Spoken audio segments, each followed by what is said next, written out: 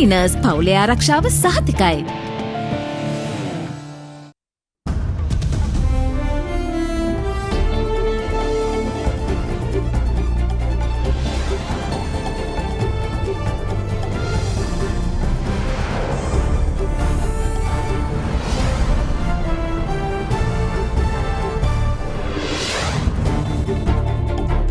අද 2021 ජුනි 5 සෙනසුරාදා සිරස්තල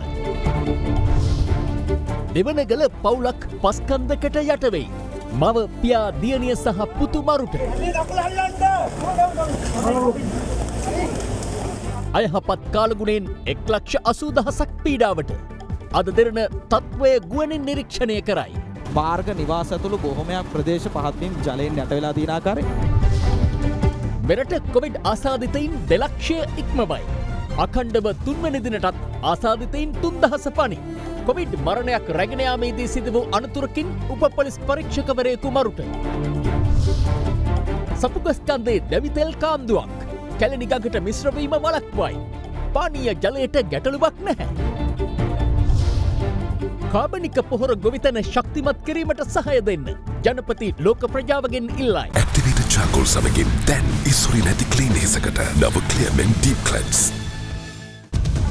From Ada Derana, this is Ada Derana Prime Time with Vasanti Nanayakara and Sanka Amrajit. Live from Studio 24 in Colombo. ආයුබෝවන් ඔබ අදත් එක්වන්නේ ශ්‍රී ලංකාවේ අංක එකේ සහ විශ්වසනීයම පුවත් විකාශය අද දෙරණ 6:55 සමගින්. දිවයින්ට බලපා ඇති අයහපත් කාලගුණයෙන් මේ වන විට පුද්ගලින් 6 දිනකු මිය ගොස් 5 දිනකු අතුරුදන් වී තිබෙනවා. මාවනැල්ල දෙවනගල ප්‍රදේශයේ නිවසකට පස්කන්දක් කඩා වැටීමෙන් එකම පවුලේ සිව් දෙනෙකුට ජීවිත අහිමි වුණා. මාවනැල්ල දෙවනගල පුදබිම පාමුල පිහිටි නිවසක් සහිත කන්දක් අද අලුයම 2ට පමණ නායෑමෙන් එකම පවුලේ සිව් දෙනෙකු අතුරුදන් වුණා. ඔවුන් සොයාගැනීම සඳහා යුද හමුදාව සහ පොලිසිය එක්ව දියත් කළ මෙහෙයුමට ප්‍රදේශවාසීන්ගෙන් නොමද සහායක් හිමි වුණා.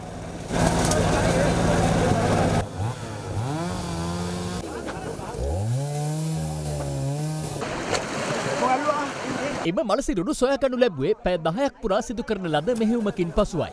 සිද්ධියෙන් මියගේ එකම පවුලේ මව පියා දියණිය සහ පුත්‍රයයි.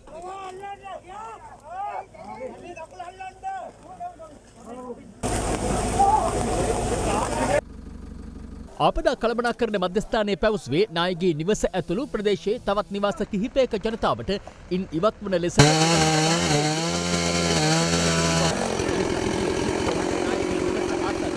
නිවසක් ඉදි කර තිබුණා. කෙසේ වෙතත් නායෑමෙන් අදාළ නිවසට කිසිදු හානියක් සිදුව නැහැ. එතනත් මේ අවදානම ඇඟට ගන්නේ නැති නිසා තමයි මේ සිද්ධිය වෙලා තියෙන්නේ. ඒ වගේම මෙයා දැන් අලුත් ගයක් හදලා තියන අලුත් ගෙදරකට ගිහිල්ලා තිබුණා නැත්නම් ඥාති ගෙදරකට ගිහිල්ලා තිබුණා මේ තත්ත්වය අපිට නැති කරගන්න තිබුණා.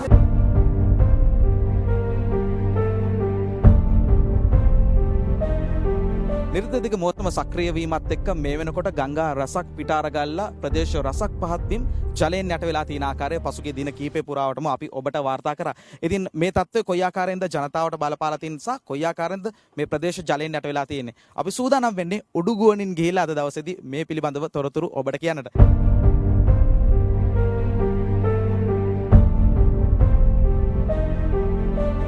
අපි හෙලිකොප්ටර් යානයෙන් මුලින්ම ගමන් කරන්නට සූදානම් වෙන්නේ ගම්පහ ප්‍රදේශයට. ඉතින් ගම්පහ ප්‍රදේශයට යද්දී අපිට මුලින්ම දකින්න ලැබෙනවා කඩුවෙල ප්‍රදේශයේ විශේෂයෙන්ම අධිවේගී මාර්ගයේ ආසන්නයේ නිවාස රැසක්ම මේ විදිහට ජලයෙන් යට වෙලා තියෙන ආකාරය.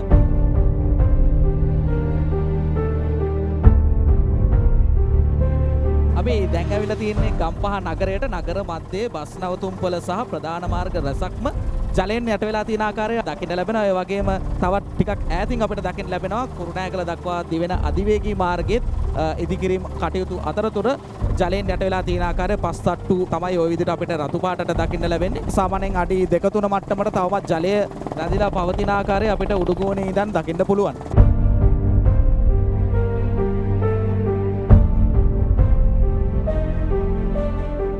කැලණි ප්‍රදේශෙත් කැලණි ගඟ පිටාර ගැලීම නිසා පහත්වීම් රැසක් ජලයෙන් යට වෙලා තියෙන ආකාරය අපිට මේ විදිහට දැක ගන්නට පුළුවන්. අපිට පේනවා ජලයෙන් යට වෙලා තියෙන මහා මාර්ගවල ජනතාව ගමන් කරන ආකාරයත් සාමාන්‍යයෙන් අඩි 2ක විතර මට්ටමට මේ මහා මාර්ග ජලයෙන් යට වෙලා තියෙනවා.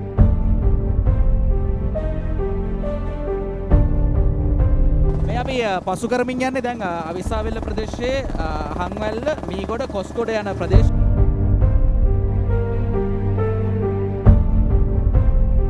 කළුතර දිස්ත්‍රික්කයේ කළුගඟ පිටාර යාමත් එක්ක විශේෂයෙන්ම මිල්ලනිය බුලත් සිංහල ඉංගිරිය හොරණ අගලවත්ත මේ ප්‍රදේශ තවමත් ජලයෙන් යට වෙලා තියෙන ආකාරය අපිට මේ විදියට දකින්න පුළුවන්.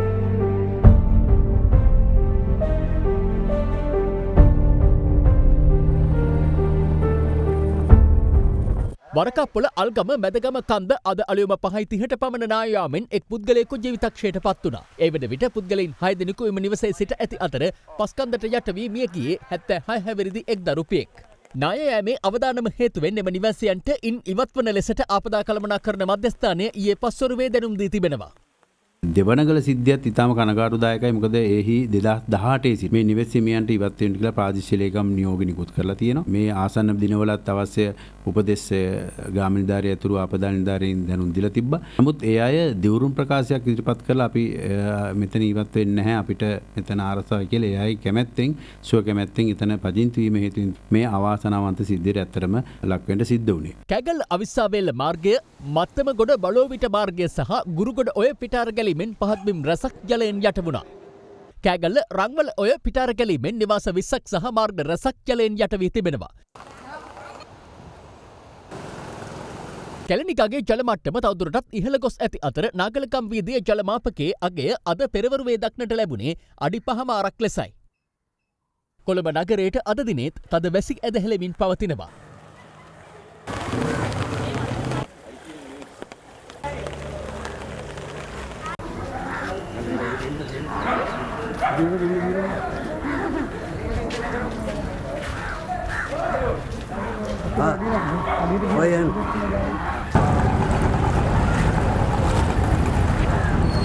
කෙලනිකගේ ජල මට්ටම ඉහළ යාමත් සමග ඉන් ආරක්ෂා වීමට වැල්ලම්පිටිය වෙන්නවත්ත ජනතාව අද පස්වරුවේ සිය නිවෙස් වලින් මෙලෙස ඉවත්ව ගියා.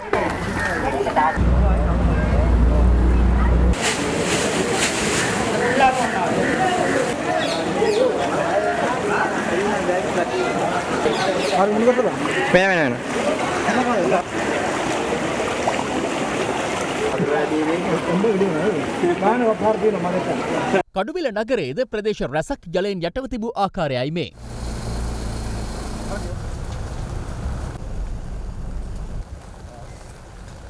අධික වර්ෂාවත් සමග හංවැල්ල පහත්ගම ගොඩපරගොඩැල්ල බෞද්ධ මධ්‍යස්ථානයේ භික්ෂුන් වහන්සේ ඔරුවකින් දානය සඳහා වැඩම කරන ආකාරය අප කැමරාවේ මෙලෙස සටහන් වුණා.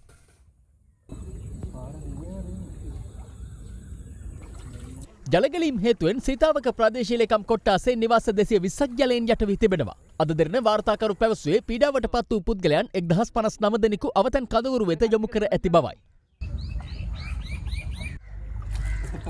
සීතාවක පඤ්ඤාගුල ග්‍රාම නිලධාරි වසමේ අක්කර 4ක පමණ කොටසක් අද පෙරවරුවේ මෙලෙස නායාමකට ලක් වුණා. රත්නපුර අයගම දුම්බර ඉහළපොළ ප්‍රදේශයේ ඊයේ සිදු වූ නායෑමෙන් තරුණියක් ජීවිතක්ෂයට පත් වූ අතර තවත් පුද්ගලයෙකු අතුරුදන් වී තිබුණා. එම පුද්ගලයාගේ මළ සිරුර අද දහවල් සොයා ගැනුණා. අධික වර්ෂාවත් සමග කළුගඟ සහ එහි අතුගංගා පිටාර ගැලීමෙන් රත්නපුර අයගම ඇලපාත පහළ ගලතුර මඩබද්දර සහ කැටේපොළ පහත්බිම් තවදුරටත් ජලයෙන් යට වී තිබෙනවා. මේ නිසා ජනතාවට අවශ්‍ය කරන ආහාර ද්‍රව්‍ය රැකක් ජංගම රටවලට එම ගම්මාන වලට පැමිණීමට නොහැකි වූ නිසා දෛනික ජීවිතයට යම් බාධාවක් ඇති වී තිබෙනවා. ඇහැලියගොඩ ගැටහැත්ත හරහා බෝපේ මාර්ගය මඩකඩ ප්‍රදේශයෙන් ගිලා බැසීමෙන් මාර්ගයේ ගමනාගමනය සම්පූර්ණයෙන්ම අඩාල වී තිබෙනවා. එමෙන්ම අවිස්සාවේල සීතාවක ප්‍රදේශයේ නිවාස 10ක් අඩි 4.5ක් පමණ උසට ජලයෙන් යට වී තිබුණේ මෙලෙසින්. ජලගැලීම් හේතුවෙන් බියගම ප්‍රාදේශීය ලේකම් කොට්ටාසේ 5000ක පමණ පිරිසක් මේ වන විට අවතන් වී සිටිනවා. එමෙන්ම බියගම උතුර බොරළුවල ප්‍රදේශයේ පස්කන්දක් කඩා වැටීමෙන් නිවාස 5කට හානි සිදුව තිබුණා. අධික වර්ෂාව සමග ජායල ඇල පිටාර ගැලීමෙන් නගර සභා සීමාවේ පවුල් 15000ක් පීඩාවට පත්ව සිටිනවා. එමෙන්ම ලේක් සිටි නිවාස සංකීර්ණයේ නිවාස 500ක්ද මෙලෙස ජලයෙන් යටව තිබුණා.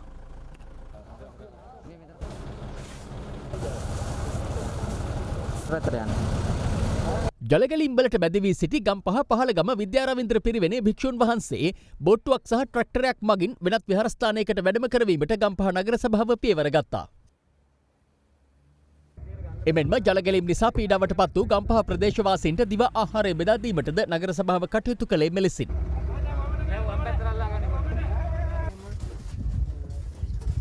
මේ අතර උස්වැටකේ යව පමණුගම දික්කෝවිට වෙරළ කලාපේ නිවාස රැසක් අද වැසි ජලයෙන් යට වුණා. කොහොමද මේ ගේ තුල ඉන්නේ?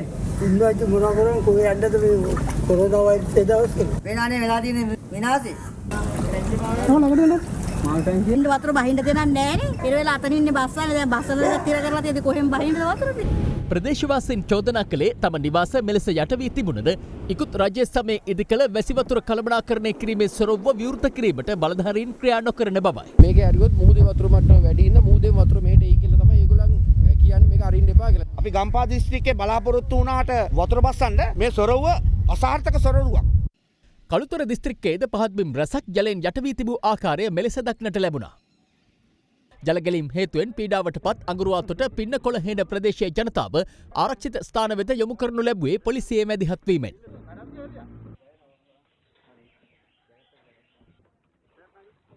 මතුගම මැද්දෙගෙදර වත්ත ප්‍රදේශයට බලපෑ තද සුළඟකින් නිවසක් මතට ගසක් කඩා වැටී තිබෙනවා. අනතුරින් මව පියා සහ දියණියක් තුවාල ලැබුවා.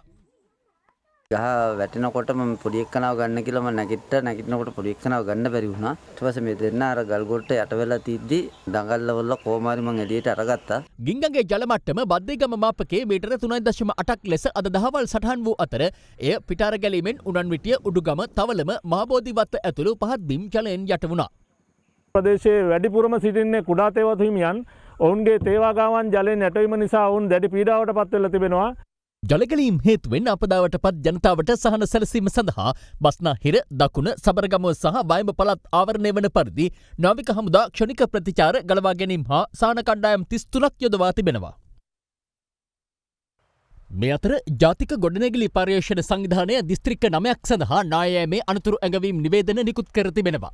ඒ කොළඹ, ගාල්ල, කළුතර, මහනුවර, කෑගල්ල, මාතලේ, මාතර, නුවර එළිය සහ රත්නපුර දිස්ත්‍රික්ක සඳහායි. ඒ අනුව කළුතර දිස්ත්‍රික්කයේ ඉංගිරිය, පාලින්දනුවර, බුලත්සිංහල, අගලවත්ත සහ බතුගම යන ප්‍රාදේශීය ලේකම් කොට්ටාස සඳහාත් රත්නපුර දිස්ත්‍රික්කයේ කලවාන සහ ඇහැලියගොඩ ප්‍රාදේශීය ලේකම් කොට්ටාස සඳහාත් නායෑමේ රතු නිවේදන නිකුත් කර තිබෙනවා. එමෙන්ම කොළඹ දිස්ත්‍රික්කයේ සීතාවක, ගාල්ල දිස්ත්‍රික්කයේ නෙළුව, කළුතර දිස්ත්‍රික්කයේ වලල්ලාවිට සහ හොරණ ප්‍රාදේශීය ලේකම් කොට්ටාස සඳහාත් නායෑමේ රතු නිවේදන නිකුත් කර තිබෙනවා.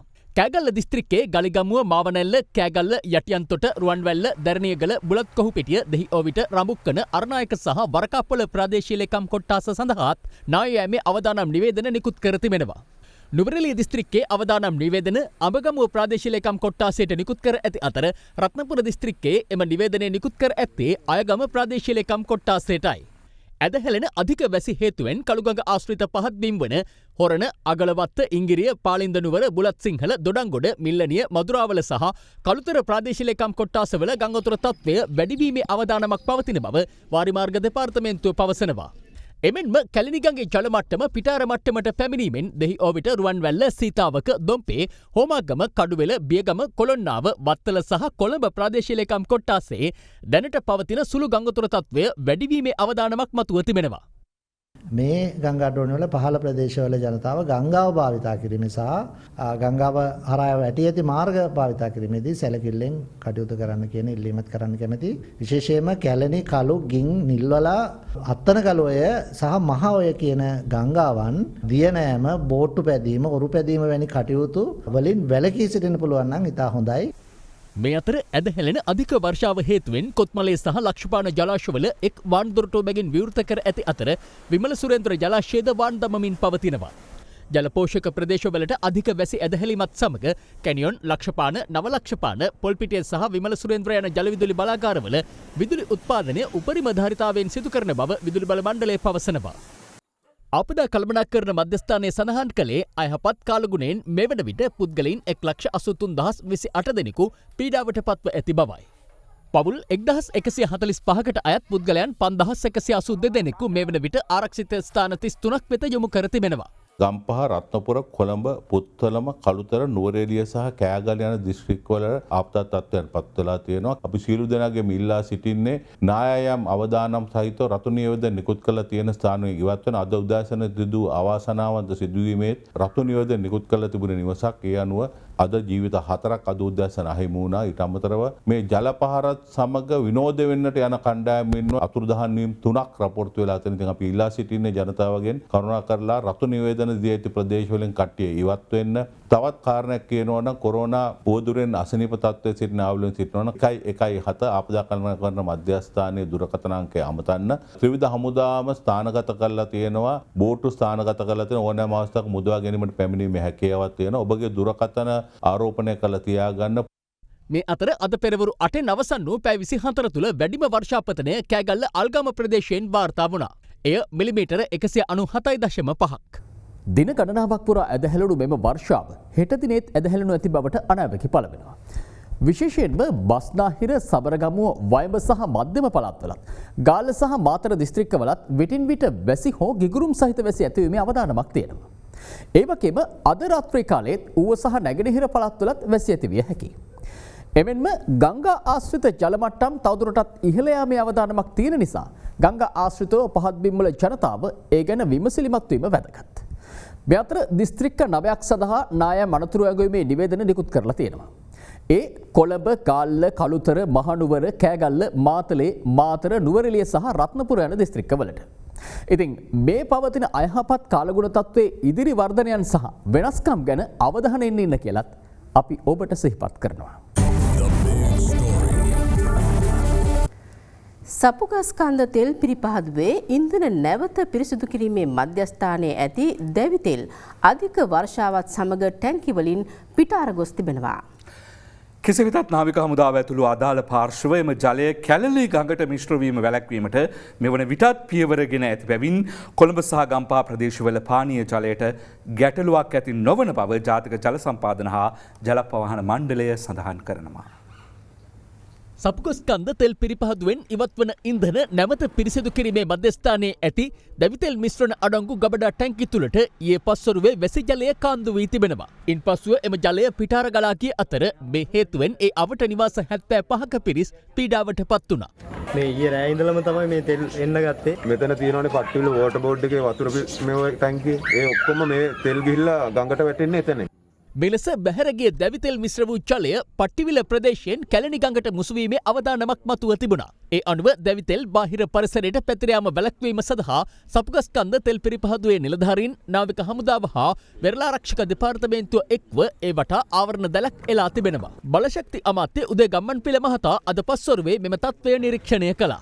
ජනතාව දැන් පැමිණිලි කරා තමන්ගේ ලිං වලින් වතුර ලබා ගන්න බෑ කියලා ඒ ප්‍රශ්න අපි දැන් ශනිකව විසඳන. ඒ වගේම මේ ප්‍රශ්නේ යලි නොවීමයි වැදගත් වෙන්නේ. ඒ සඳහා අපි ලබන අඟහරුවාදා හවස 2ට සිළුම නිලධාරීන් කැඳවලා අපි මේ ප්‍රශ්නේ යලි නොවෙන්න ගත යුතු පියවර ගැන සාකච්ඡාවක් කරන්න බලාපොරොත්තු වෙනවා. මේකේ ලොකු තෙල් ප්‍රමාණයක් ගිහලා නැහැ. මේක අපි එකතු කරනවා. එකතු කරලා අරගෙනම තමයි මේක විසඳන්න ඕනේ. ජාතික ජල සම්පාදන හා ජල පවහන මණ්ඩලය පවසන්නේ දැනට කොළඹ සහ ගම්පහ ප්‍රදේශවලට ජල සම්පාදන මණ්ඩලය විසින් සපයන පානීය ජලයේ ගුණාත්මක භාවය හා ප්‍රමිතිය පිළිබඳව කිසිදු ගැටලුවක් මතුවී නොමැති බවයි. තෙල් පිරිපහදුව අවට ප්‍රදේශයේ ජල සාම්පල් ලබාගෙන තෙල් මිශ්‍ර වී ඇද්දැයි විද්‍යාත්මක පදනමක් මත නිරතුරුවම නිරීක්ෂණය කරමින් පවතී. දැනට කොළඹ සහ ගම්පහ ප්‍රදේශවලට අප මණ්ඩලය විසින් සපයන පානීය ජලය ගුණාත්මක භාවය සහ ප්‍රමිතිය පිළිබඳ කිසිම ගැටලුවක් නොමැති බවට වගකීමෙන් යුතුව ප්‍රකාශ කර සිටිනවා.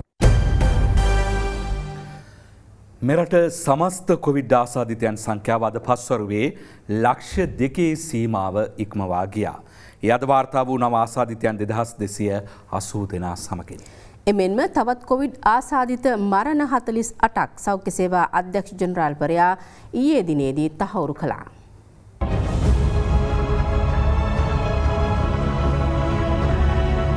ගත වූ දිනේ දෛනික කොවිඩ් ආසාදිතයින් සංඛ්‍යාව වාර්තා වූයේ 3410ක් ලෙසින්. වැඩිම ආසාදිතයින් කොළඹ දිස්ත්‍රික්කයෙන් වාර්තා වූ අතර එම සංඛ්‍යාව 602ක්. දෙවනියට වැඩිම ආසාදිතයින් සංඛ්‍යාව කළුතර දිස්ත්‍රික්කයෙන් වාර්තා වූ අතර එම සංඛ්‍යාව 538ක්. දෙවනියට වැඩිම ආසාදිතයින් කුරුණෑගල දිස්ත්‍රික්කයෙන් වාර්තා වූ අතර එම සංඛ්‍යාව 302ක්.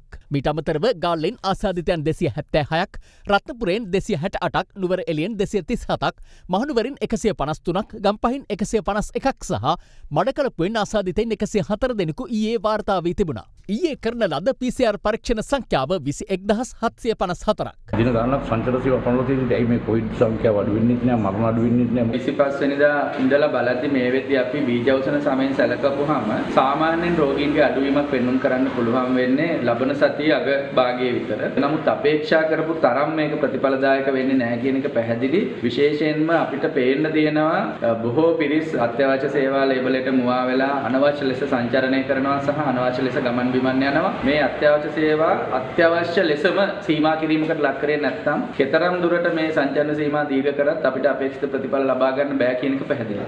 එමෙන්ම සෞඛ්‍ය සේවා අධ්‍යක්ෂ ජනරාල්වරයා තවත් කොවිඩ් ආසාදිත මරණ 48ක් ඊයේ තහවුරු කළා. ඒ සමග මෙරට සමස්ත කොවිඩ් මරණ සංඛ්‍යාව 1656 දක්වා ඉහළ යනවා. ඉන් පුද්ගලයන් 18 දෙනෙකුම මිය ගොස් තිබුණේ නිවසේදී. මියගේ පිරිස අතර පිරිමි පුද්ගලයන් 25 දෙනෙකු සහ කාන්තාවන් 23 දෙනෙකු සිටිනවා. ගෙදරදී මාත්තා වුණ මරණ වැඩිපුර ප්‍රතිශතයක් අවුරුදු 60ට වැඩිපුර ඉන්න අය. ඒ වගේම සමහරු දීර්ඝ කාලයක් එක්තැන් වෙලා හිටපු අය, ඒ වගේම සමහරු නිදන්ගත රෝග වලින් පෙළමින් සිටි අය, සමහරු පිළිකා වලින් පෙළමින් සිටි අය.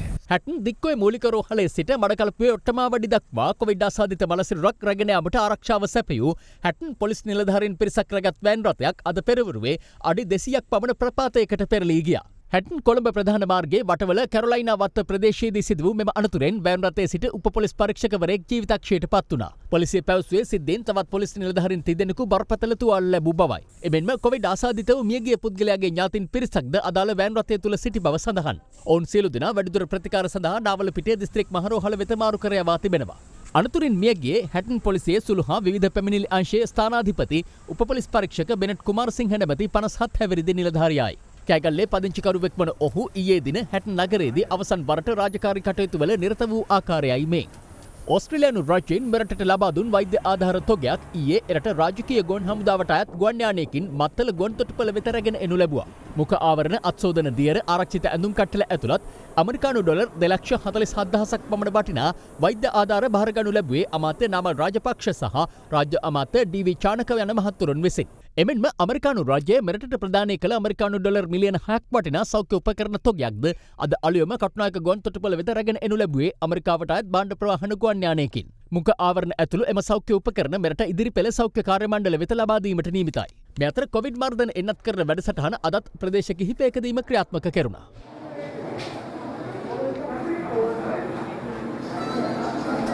කොවිෂීල්ඩ් එන්නතේ දෙවන මාත්‍රාව ඊයේ 501 දෙනෙකුට ලබා දී ඇති අතර එම එන්නතේ දෙවන මාත්‍රාව මේ දක්වා ලබාගෙන ඇති සමස්ත පුද්ගලයන් සංඛ්‍යාව 3,51,459ක්. චීනයේ නිෂ්පාදිත සයිනෝෆාර්ම් එන්නතේ පළමු මාත්‍රාව ඊයේ 38,943 දෙනෙකුට ලබා දී තිබෙනවා. සයිනෝෆාර්ම් එන්නත මේ දක්වා ලබා දී ඇති සමස්ත පුද්ගලයන් සංඛ්‍යාව 9,30,573ක්. වසංගත රෝග විද්‍යා අංශයේ දත්තවලට අනුව ස්පුට්නික් V එන්නතේ පළමු මාත්‍රාවද මේ දක්වා පුද්ගලයන් 64,986 දෙනෙකුට එන්නත් කර තිබෙනවා. ඒ අනුව කොවිඩ් මර්ධන එන්නත එක් මාත්‍රාවක් හෝ ලබාගත් සමස්ත පුද්ගලයන් ගණන 19,20,801ක්. චීනයේ නිෂ්පාදනය කරන සිනෝෆාර්ම් එන්නත් ලක්ෂ 10ක් හෙට දවසේ ශ්‍රී ලංකාවට ලැබෙන්න නියමිතයි. එය දෙවන මාත්‍රාව හැටියට යොදා ගන්නත් ඒ වගේම දිස්ත්‍රික්ක 12ක අලුතෙන් එන්නත් කරන ව්‍යාපාරයේ වැඩ කටයුතු ආරම්භ කරන්න අප සැලසුම් කරලා තියෙනවා. දෙසැම්බර් මාසයේ වෙනකොට අපේ රටේ ජනතාවගෙන් 60%-70ක් අතර ප්‍රමාණයක් අවම වශයෙන් එන්නත් කරන්න තමයි අපේ බලාපොරොත්තුව. ඉදිරියට ලැබෙන්න තියෙන එන්නත් වලින් ප්‍රථමයෙන්ම එන්නත් කරණය කරනු ලබන්නේ අවුරුදු 60ට වැඩිය සිටින මහ ජනතාවට. ඊට පස්සේ වැඩිහිටි නිවාස තියෙනවා වල ඉන්න වැඩිහිටියන්ට, ඒ වගේම ගර්භණී මාතාවන්ට, ඊට පස්සේ ශේෂ්ත්‍රයේ සිටින රාජ්‍ය නිලධාරීන්ට, අධි අවදානම් ග්‍රාම නිලධාරී කොට්ටාශවල තියෙනවා නම් කම්හලක් හෝ ඇඟලුම් කම්මලක් හෝ එම කම්මලේ සේවක සේවිකාවන්ට අපි එන්නත ලබා දෙන්න බලාපොරොත්තු වෙනවා. දෙකකින් එන්නත් එක් පුද්ගලයෙකුට ලබා දීම සඳහා අවසර දීලා තියෙනවද? සායනික පරීක්ෂණ වෙනවද? දැනට වර්ග දෙකක එන්නත් එකම පුද්ගලයෙකුට ලබා දෙන්න අපි අවසර ලබා දීලා නැහැ. අද තවත් කොවිඩ් ආසාදිතයින් 2280 දෙනෙකු අලුතින් හඳුනාගත් බව යුද හමුදාපති ජෙනරාල් ශවේන්ද්‍ර සිල්වා මහතා සඳහන් කළා. ඒ අනුව මෙරටින් වාර්තා වූ සමස්ත කොවිඩ් ආසාදිතයින් ගණන ලක්ෂ 2 සීමාව දක්වා ඉහළ ගොස් තිබෙනවා. අද පිටත්ව ගිය 1851 දෙනා සමග ප්‍රතිකාර හා නිරෝධායන කාල සීමාව අවසන් කළ සංඛ්‍යාව 1,66,132ක්. පණව ඇති සංචරණ සීමා ක්‍රියාත්මක වන්නේ දැයි පොලිසිය ඇතුළු ආරක්ෂක අංශ අදත් මෙහෙයුම් දෙයක් කර තිබුණා. අරගෙන තියෙන ෆන්ක්ෂන් එකක් තියෙනවද මොනවද? නවාතයි ක්‍රීචි බාන්න ඉතල එන්ට ටික බාන්න එක නෙමෙයි දැන් මෙතන වෙන්නේ. බාන්න බඩුවරකට යන්න ඒක උඩ කඩේ යනවා. අත්තරකට ගැනීමක් සිදු කරනවද මේ ලාවේ? අනිවාර්යයෙන්ම. සංචරණ සීමා කඩකල රියදුරන්ට එරෙහිව නීතිය ක්‍රියාත්මක කරනු ආකාරයද දක්නට ලැබුණා. දැන් ඔයාලට පාස් එකක් තියනද යන්න? පසුගිය බ්‍රහස්පතින්දා බදාදා වගේම අඟහරුවාදා සහ සඳුදා දිනවලට සාපේක්ෂව ඊයේ දින කොළඹ නගරයට ඇතුළු වාහන සංඛ්‍යාව 3000කින් හෝ 4000කින් පමණ අඩුවීමක් දක්නට ලැබෙනවා. කෙසේ වෙතත් වාහන 1386ක් පමණ කිසිම හේතුවක් නොමැතිව සංචාර නීති උල්ලංඝනය කරමින් ධාවනය වෙමින් පැවති බවයි වාර්තා වෙන්නේ. ඉන් පිරිසකට අවවාද කළ අතර තදබල සංචාර නීති උල්ලංඝනය කර පිරිස් සහ වාහන අත්අඩංගුවටගෙන තිබෙනවා.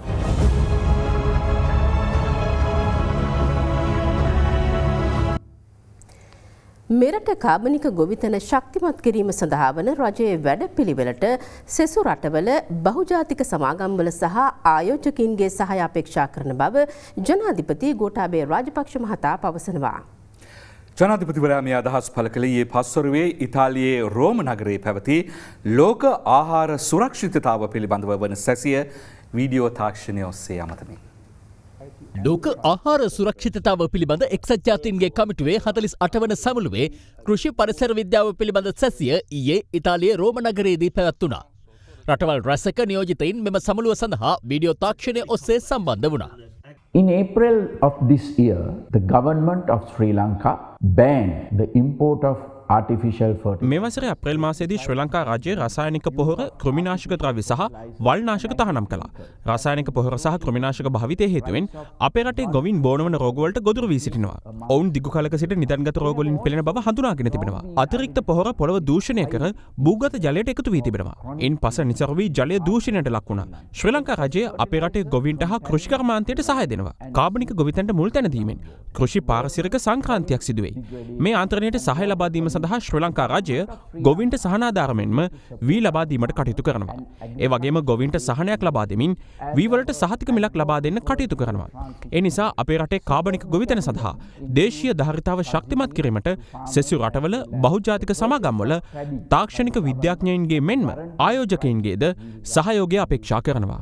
We would greatly appreciate the support of the international community, including multilateral organizations, individual government, climate funds, technical experts and bodies, as well as businesses and investors to strengthen our domestic capacity in organic farming. කාබනික පොහොර භාවිතය ඉහළ නැංවීම කෙරෙහි රජය අවධානය යොමු වී ඇති පසුබිමක ලංකා සීනි සමාගම මහා පරිමාණයෙන් කාබනික පොහොර නිෂ්පාදනය කිරීමේ ව්‍යාපෘතියක් ආරම්භ කර තිබෙනවා. ලංකා සීනි සමාගමේ සෙවණගල සීනි කර්මාන්ත ශාලාව මගින් මෙම කාබනික පොහොර නිෂ්පාදන ව්‍යාපෘතිය ආරම්භ කර තිබෙනවා. එම සීනි කර්මාන්ත ශාලාවලින් ඉවත් කරන අපද්‍රව්‍ය යොදා ගනිමින් ඔවුන්ට අක්කර 35000ක් වගා කිරීම සඳහා වන කාබනික පොහොර නිෂ්පාදනය මෙමගින් සිදු කරනවා. මේකේ යම්කිසි ගැටලු සහගත තත්ත්වයන් තියෙනවා. නයිට්‍රජන් ප්‍රශ්නය ප්‍රධාන වශයෙන්ම තිබෙනවා. නමුත් අපි ඒ හා සම්බන්ධ ප්‍රාමාණික විද්වතුන් එකතු කරගෙන පොහොරවල සංඝටක ප්‍රමාණය වගාවට අවශ්‍ය පරිදි නිර්මාණය කර ගැනීමේ සාකච්ඡා මේ වන විට අමාත්‍යාංශ මට්ටමින් ආරම්භ කර තිබෙනවා. ඒ අනුව මෙම ඉවතලන අපද්‍රව්‍ය වලින් දිනකට කාබනික පොහොර මෙට්‍රික් ටොන් 100ක් නිෂ්පාදනය කරනවා. ලංකා සීනි සමාගම ලක්ෂ 2500කට වැඩි මුදලක් රසායන පොහොර ගේන්න වැය කරනවා. අපි බලාපොරොත්තු වෙනවා ඒ මුදල වැය කරලා හිටන් අපේ ගොවි ජනතාවට සහන මිලට කොම්පෝස්ට් පොහොර ලබා දෙන්න මේ වැඩසටහනත් එක්ක. කාලගුණය කොහොම වුණත් රයිනෝ නම් වහලට සේෆ් තමයි මුළු ගෙදරම. එක්ස්ප්‍රස් පර්ල් නෞකාවේ ගමන්පත දත්ත ගබඩාව නාවික හමුදාව සහ වෙළඳ නාවික ලේකම් ආයතනය විසින් සොයාගෙන තිබෙනවා. අපරාධ පරීක්ෂණ දෙපාර්තමේන්තුවේ අධ්‍යක්ෂවරයා අධිකරණයෙන් ලබාගත් නියෝගයකට අනුව සොයා ගන්නා ලද දත්ත ගබඩාව ඉදිරියේදී අපරාධ පරීක්ෂණ දෙපාර්තමේන්තුවට ලබාදීමට නීමිතයි. එක්ස්ප්‍රස් පර්ල් නෞකාව ගිනිබත්වීම ඊට වගකිව යුත්තන් සොයා දඩුවම් පැමිණවීම සිදුවී ඇති විනාශය පිළිබඳ විද්‍යාත්මක සොයාබැලීමක් සිදු කිරීම අගතීට පත් පාර්ශව සඳහා වන්දි ලබාදීම හා මෙවැනි සිදුවීමක් නැවත ඇති නොවන ආකාරයට ක්‍රියා කිරීම සඳහා නිර්දේශ ඉදිරිපත් කිරීම සඳහා ජනාධිපති කොමිෂන් සභාවක් පත් කරන ලෙස සමස්ත ලංකා වරාය පොදු සේවක සංගමය ජනාධිපතිවරයාගෙන් ඉල්ලීමක් කර තිබෙනවා. යත් මේ අතර ගිනිගැනීමට ලක් වූ එක්ස්ප්‍රස් පර්ල් නෞකාවේ ඉන්ධන කාන්දුවත් සිදුවන්නේද සහ වෙනත් හානි සිදුව ඇද්දැයි සොයා බැලීම සඳහා නාවික හමුදා කිමිදුම් කණ්ඩායම් යොදවා තිබෙනවා. දානයක් කෙරුවා නැවේ ගලවා ගැනීමේ සමාගමේ ප්‍රධාන කපිතාන්ට වහාම නැව පිළිබඳ සම්පූර්ණ සමීක්ෂණයක් කරලා මට වාර්තාවක් ලබා දෙන්න තෙල් තියනවද නැද්ද කියන එක. මාතර හා පානදුර වෙරළ තීරයට අදත් නෞකාවෙන් මුහුදට එක් වූ අපද්‍රව්‍ය ගොඩගසා තිබුණා. සමුද්‍ර ජීවීන්ද මියගොස් සිටියේ මෙලෙසින්. මේ අතර නෞකාවෙන් මුහුදට එක් වූ ප්ලාස්ටික් අමුද්‍රව්‍ය උස්වැටකේ යාව ජූඩ් මාවතේ ගම්වාසීන් එක්රැස් කරගෙන ඇති බවට පමණුගම පොලිසියට ලද තොරතුරකට අනුව අද පොලිස් නිලධාරීන් එම ස්ථානයට ගියා. එහිදී ඇති වූයේ මෙවන් තත්ත්වයක්.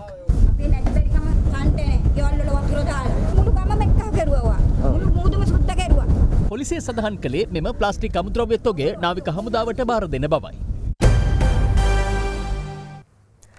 දෙස් විදේශ පුවත් කීපයක් දැන් බලාපොරොත්තු වන්න.